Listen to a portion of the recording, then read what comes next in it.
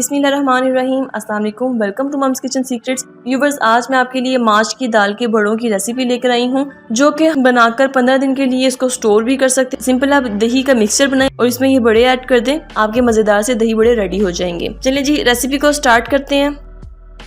इसके लिए मैंने माश की दाल ली है, छिलकों के बगैर मैं इसमें यूज कर रही हूँ। ये तकरीबन हाफ kg माश की दाल है। इसको मैंने रात पर भिगो कर रखा था। अब मैं इसे ग्राइंड कर लूंगी।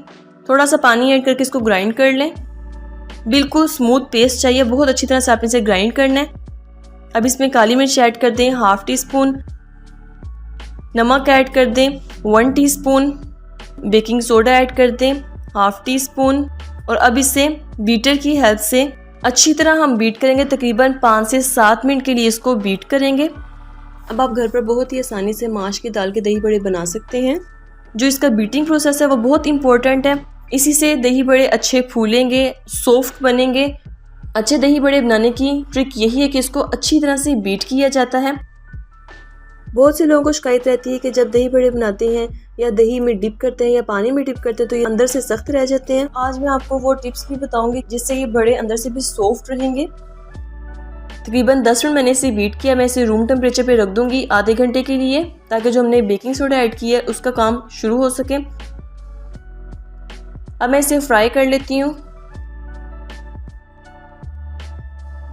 स्पून की हेल्प से आप इसे डाल सकते हैं।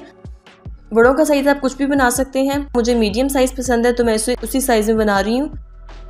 बहुत हाई फ्लेम पे इसे फ्राई नहीं करना है, लो से मीडियम फ्लेम पे इसे फ्राई करें ताकि अंदर तक कुक हो जाए। अगर हाई फ्लेम पे फ्राई करेंगे तो ये बाहर से इनका कलर जल्दी आ जाएगा और अंदर से ये कच्चे होंगे। बिल्कुल परफेक्ट और बहुत ही आसान रेसिपी मैं आपसे शेयर कर रही हूँ। एज इट इज इसको ऐसे ही बनाएं। आज सिर्फ मैं आपको दही बड़ों के सिर्फ भल्ले बनाना सिखाऊंगी। नेक्स्ट वीडियो में मैं आपको फिर प्रॉपर जैसे दही बड़ों का प्लेटर तैयार होता है वो सिखाऊंगी। सो व्यूवर्स, माश के बड़े बिल्कुल रेडी हो चुके हैं। आप इसको लाजमी ट्राई कीजिएगा। प्लास्टिक बैग में डालकर आप इसे 15 दिन के लिए स्टोर कर सकते हैं। अब मुझे इजाजत दें, मैं हाजिर हूँ एक नई रेसिपी के साथ। अल्लाह हाफिज।